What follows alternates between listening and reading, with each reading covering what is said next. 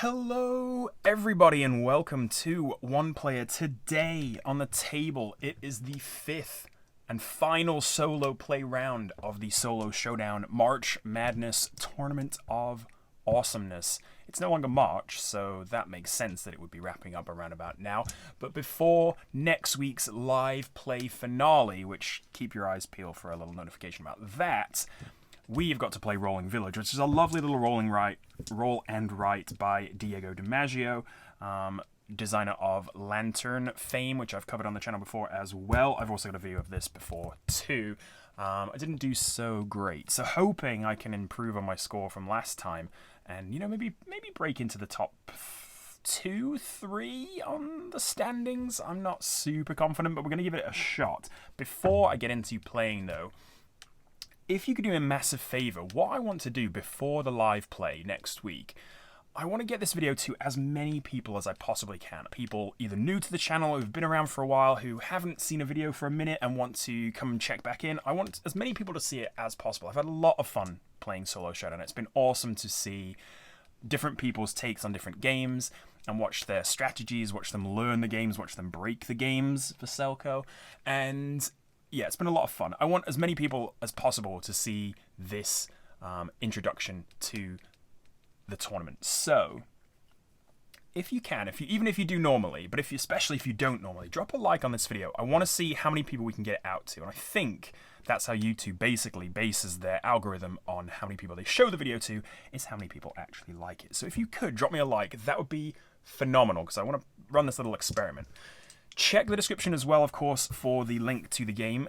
Let me know how you get on. Go and play it. Let me know your score. I would love to put you on the score sheet. Let's see if you can beat our top contenders thus far. And of course, all the links to the other creators' videos this week will be in the description as well. Go leave them some love and see how they do. I think Chrissy is playing this one as well. So me and Chrissy are going head-to-head again, twice in the tournament. I think we're both playing this week. So go check out her video as well after this one, if you haven't already. On to Rolling Village. What are we doing? We are rolling dice to draw projects, to make little villagery trails between, I don't know. We're trying to link up projects and score points, right? On this grid, there are different numbers. These numbers, we are going to score points. And it's a pretty simple, it's simple when you see it, kind of difficult to explain. So I'm just going to start playing. Before we do that, though, we're going to have to pick a mayoral title. Now, last time I think I was on a playa, a somewhat mispronounced take on the word one player. I think today, what have I got around? Yeah, okay. It's Mayor Bubbly. All right, we're going to be Mayor Bubbly, and you can't tell me otherwise. Mayor. Oh, I could give him an accent. I know that Ys don't come with accents, but we're Bublé, okay? We're Bublé. Mayor Bublé, and we're going to start rolling. On this first roll, all we're going to do is place 2 projects of our choice in column 2 and column 6, because that's what I rolled on the dice. And the 3 projects are as follows: houses, forests, and lakes. Now, I was very impressed by Brad's board, who broke out the 3 different colors. Yes, you absolutely love to see it. You bet we're copying that. We're classing it up, okay? We are taking it to the next level of class. And what I'm going to do, I think, this column 2 isn't brilliant because it's only got scores of 1 in it, but this column 6, yeah, we've got some big scores in there. So I think I'm going to throw a house in this top corner. Really, this first setup move is there's very little strategy to it. We are literally just hedging our bets to hope that we can maybe score around these points later in later rolls. We've got 9 rolls for the entire game. So you can imagine that the game goes by, 1, quite quickly, and 2, we've got very limited chances to score points. So that's really just hedging our bet, and we'll see how it goes. I don't know. Then on a normal turn 1, for example, we're going to roll both dice again.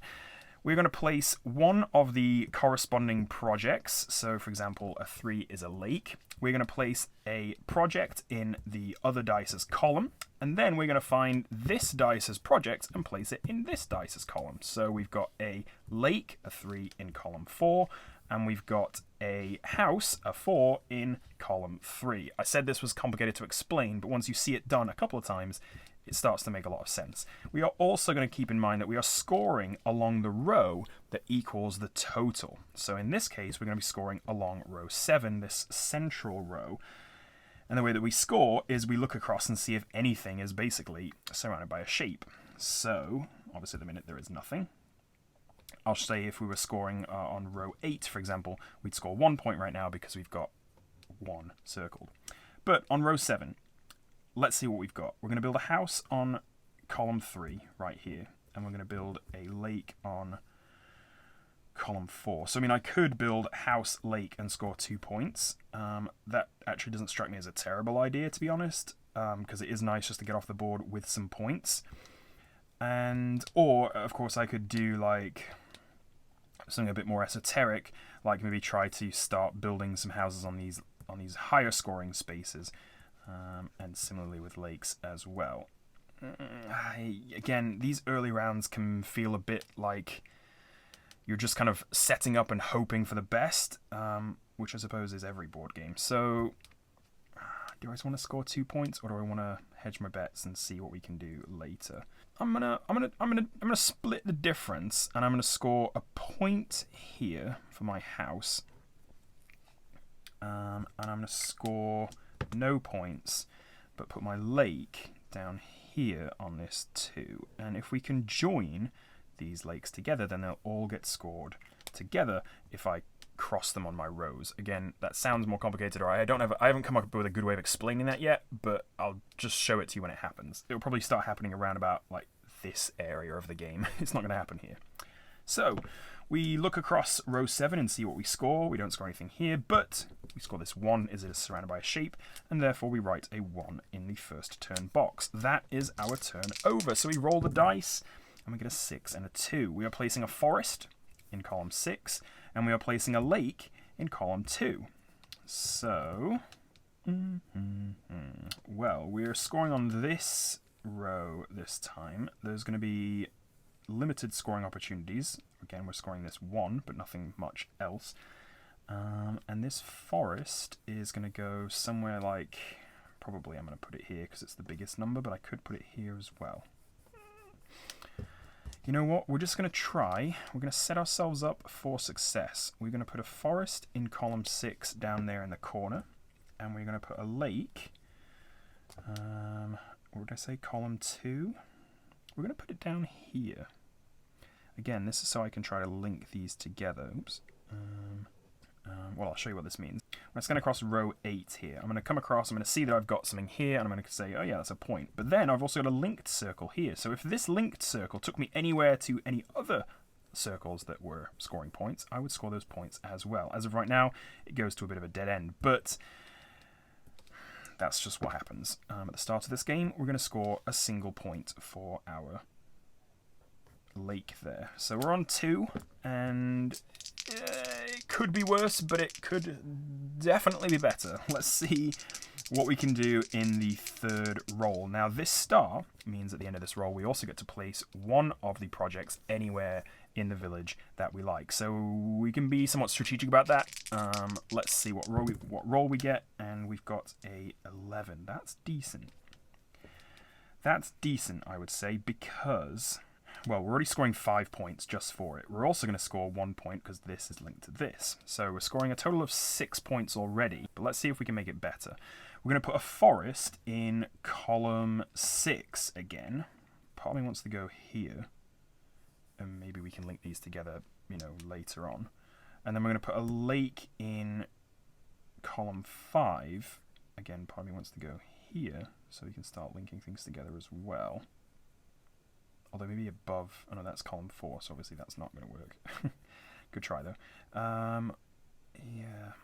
Yeah, okay. I'm gonna do it. I'm gonna put a tree here, a forest here, and we're gonna put a lake. I think we're gonna put a lake here. Is it better putting it here? Maybe it's better putting it here. I'll tell you the reason why.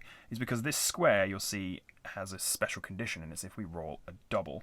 If we place a square, and at the end of the game it's surrounded by a house, a lake, and a forest, we'll score 10 points for it. That's a pretty decent haul of points, and that is how you get up to the kind of higher echelons in this game. Now you can see we've already got a house and a forest surrounding this square, so if we were to put a lake here, this would become a perfect village square candidate. Yeah, okay, that's what I'm going to do. So lake's going in here. We've put the forest in column 6, and then we get to choose our project that we're going to score as well. I think it's going to be a lake, and it's going to go down here. Again, remember, we're scoring on the 11 row. I could put it here, but to be honest, because I'm already going to score this 2, I'd rather just score the extra point there. This would probably be a good... it's about the same. Well... yeah, I don't know. This is going to be fine. So we're gonna go along row 3, or sorry, we're gonna go along row 11 and score 3, 4, 5, 6, 7, 8, 9. So that's a 9. We need to cross out lake because we've placed that one. We cannot place. We place one of each of these for each of the stars. So next turn we're gonna have to place a house or a forest on this one. We scored 9, and this gives us a total of 11, which is. It's not brilliant. It's not terrible. Hopefully we can score... well, we will score more points in these successive rolls because we've got more stuff on the grid, right? More chances to score. Let's move on. It's round 4. We've got a 6 and a 2. That's going to be a lake in column 2, and it's going to be a forest in column 4. We are scoring on row 8 here, which doesn't really do me any favours at all. This forest is completely useless, I think. Oh wait, hang on, no. Why did I say column 4? It's column 6. So, hang on, I'm scoring a lake in column 2 and a forest in column 6. So actually, a forest here is perfect. Because I'm going to score 5 points from it. Yeah, okay, I don't know why I thought that was wrong. However, let's carry on. A lake in column 2 is not terrible. We can kind of continue this, like...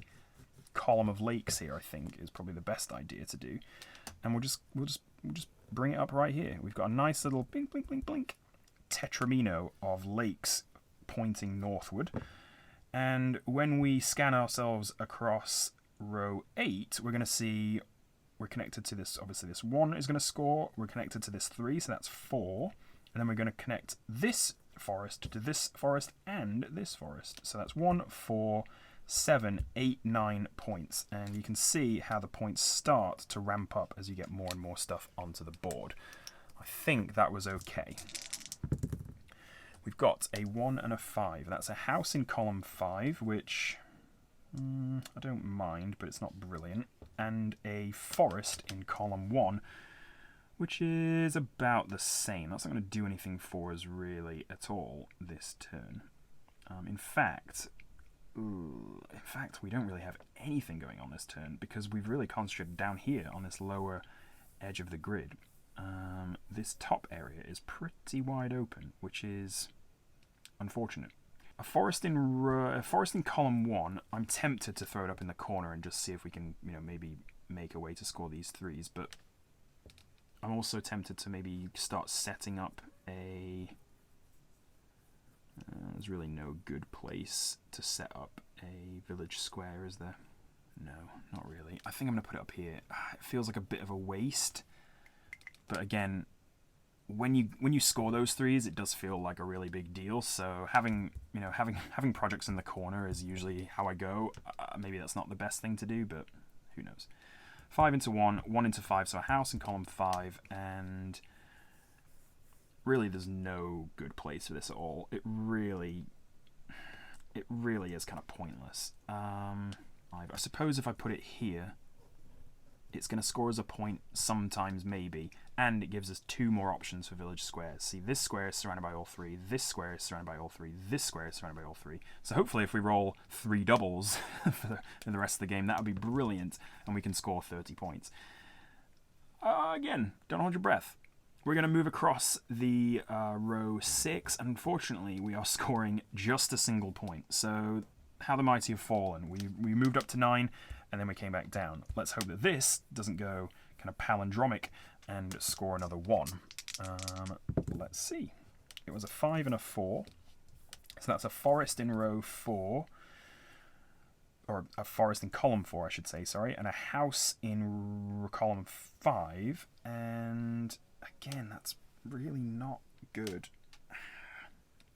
A forest in column 4 does really nothing. Goodness gracious. At least we'll score a few points for this row, which is nice.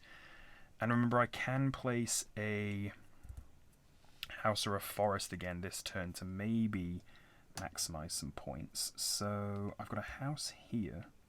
I suppose if I placed a house here, that would give me a nice little housey maneuver. That's a technical term in the rules, in the appendix. So I'll get a housey right here, which I could do. That's fine. I could also... Where's my forest going? My forest is going in row 4, which again, there's really no like standout space for at the moment. I think I'm going to put it up here. So this is going to be my forest, and this is going to be my house. And then remember, we're scoring on row 9, so that's this one. So if I can link this house up, then why not? So my bonus star will be a house here, and it doesn't really feel that powerful, to be honest. But I don't think I've got a better thing to do with it. Like another lake here would be great, but I've already placed a lake, so I can't do another one. A forest maybe here or here would be pretty good too, but it's not going to help me this turn, and I'm getting a bit greedy for points. So we're going to put a house down, and we'll just see what happens. I don't know. Strategy to be TBD, to be decided. I'm not sure how we're doing. We're going along the 9, so again we are scoring this nice little 1 plus 3 is 4. Then we're scoring, still haven't linked this one up unfortunately, but we're scoring 5, 6, 7 in this chain, and then 8, 9, 10, 11, 12 for this chain of forests, and that does feel half decent. That's 12, plus 9 is 21, plus 1 is 22, so we actually doubled our score. If we can double our score again, then that would be brilliant, but I don't think that's... Maybe that's not even possible, I'm not sure. If we get, I suppose if we rolled 3 doubles, it could be... Let's just give it a go, shall we? Round 7. You can see this game kind of flies by, doesn't it? Like, it really does. By this time you've made 6 decisions, you're like, oh my gosh, the game's already over. Oh, I thought that was a double then for just a moment. All right, well, this is pretty good, though. We've rolled a 3, so we're scoring at least 3, 6, 7, 8 points. Let's see if we can get something else going on. We can put a forest in column 1. Bleh, that's not that good. And we can put a house in column 2, which is also not that good. So that kind of sucks, actually. That's not really great at all. We'll put a house in column 2 and we'll put it here. We're gonna end the tetromino of lakes, I guess. Is that a good idea? Should I shoot for this to be a lake? Because it's linking to 3, 4. This would need another house here to get even a similar... I don't know. Yeah, we're going to make this a house. It's a nice waterfront property. And a forest in column 1, I suppose, should probably go here just to increase the chances of getting to this 3 at some point. Okay, we're scoring on row 3, so that is going to come across here, 3, it's going to come across here, 2, that's 5, 1, 2, 3, that is 8. We've scored 8 points in round 7. It's half decent. I really need a double. Please, just a double. Like, on average, right, if we've got 9 rolls, it's a 1/6 of a chance to roll a double. 6 out of 36. Is that right? I don't know. Well, alright. That was pretty well done. Not bad. Not bad indeed. We've got a double. Ask and ye shall receive. We're going to put... Oh, and even better, we've got a double 1. A double 1... adds up to 2. Okay, spoiler alert. Adds up to 2.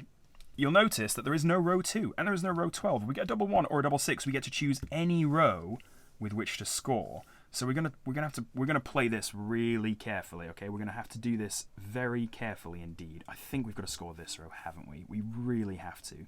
If I put a... Oh, I thought I was gonna be able to put a forest there, but I'm not. I'm gonna have to put a house there. Shoot. If I could have put a forest there, that would have been brilliant. So what we do is we're going to be able to place a square. So I guess we can do that first. We already have the place picked out, I think, haven't we? We've got it right here. This is going to be a square. And it already scores 10 points because it's surrounded. So that's lovely. That's 10 points just for that one little square. One little quadrilateral.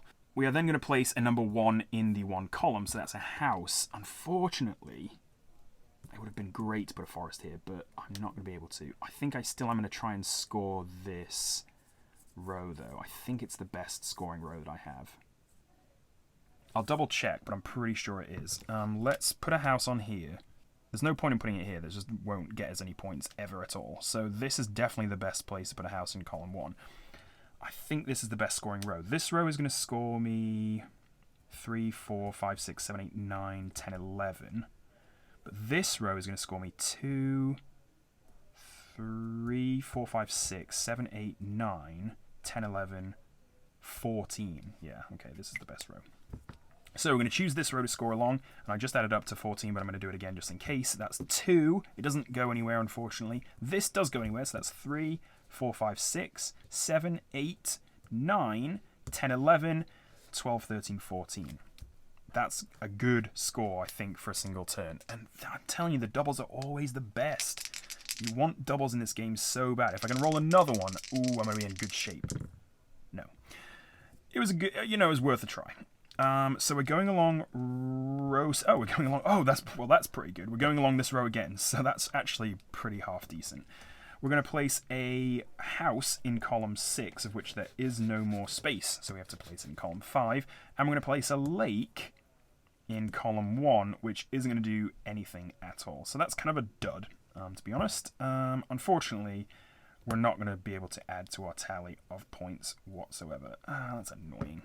I mean... Yeah, sometimes that happens. That's kind of a shame, isn't it? Like, you really want to go out with a bang on the last roll, but... Oh, I hope I've done okay. Let's see. So this, we've only got one place to put it. It's going to have to be here, which does create this nice, like, lake district, but... it's not going to score us any points. And then 1 is a... Oh, hang on. I forgot. We've got a forest to place too, don't we? Is there any way we can score extra points with a forest? Because remember, it's the star. Any way we can score extra points with a forest? No, there definitely isn't. Because the row is full, there's really no way to get a forest to add onto it. So, yeah, that's a shame too. Maybe if I'd have left this one open, it would have been... I could have placed a forest there next turn, but I mean, there's that planning for that would have been... That would have been, like, future sight. 2020. So, yeah, no. We are going to place a forest anywhere we like. I've placed a lake here. What's my other thing? Oh yeah, house in column 6. I mean, I guess I'll just continue this little estate we have going on there. And then I've got another forest to place because it is my last star. So I guess I'll put it here because it'll make a nice pattern. And that is the end of the game. We're going to score across again, row 7. So 2, 3, it hasn't changed. 3, 4, 5, 6, 7, 8, 9, 10, 11, 14. So that's 28 plus 8 is 36. Ooh, that's not bad, you know. That isn't bad. 36 plus 22 is 58. 58 plus 11 is 69. Plus the 10. Have I scored 79? I think I might have, and I think that's a half-decent score. I cannot remember for the life of me what anyone else scored now. I think someone scored 73, and I think someone scored 80, so I don't think I'm top. But future me is going to tell you all about it, because I'm going to put the score sheet up on the screen, probably starting right around now, and we can look at it together. But that is Rolling Village. That is a pretty decent game, I would say. Not brilliant. Like, this start was a little slow. This was a real bummer in the middle. That's really too bad. This roll was unlucky, because if we'd have got a nice 8 or a 9 out of it, then we could have done pretty good for ourselves. But this was where, like, the half of the grid was pretty open. This top half, I think, was pretty open. So it makes sense that we had one duff roll in there. But this last triple is pretty good, I think. Building up this middle row is probably a decent shout. Yeah, that's going to be it from me. I do hope you're enjoying. I hope you've enjoyed the solo showdown so far. I certainly have. And if you, like I said, if you can, do drop a like. I'd love to get the live play out to as many people as possible and get as many new viewers to obviously this channel, but also the other channels that are taking part. Brad's Board, Veselko, Chrissy, Hans, Dimitri. So... that is going to be it from me. I thank you so much for watching. Don't forget to join us on the Discord if you like. Links down in the description. Again, come and share your playthroughs and tell us how you do. And yeah, thank you so much. I appreciate it. Thanks for watching. Thanks for sticking around. And yeah, until next time. I will see you later.